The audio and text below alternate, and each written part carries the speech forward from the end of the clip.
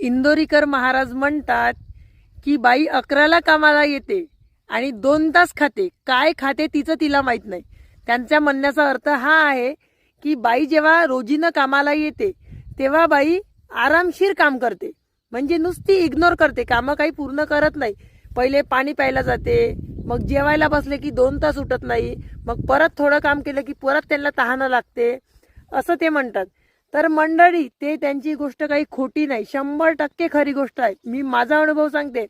रोजीनं जर बाया आल्या तर वावरात आल्याबरोबर सगळ्यात पहिले शर्ट घालायसाठी, तोंडाला रुमाल बांधायसाठी आणि पाणी प्यायसाठी अर्धा तास घेतात बरोबर.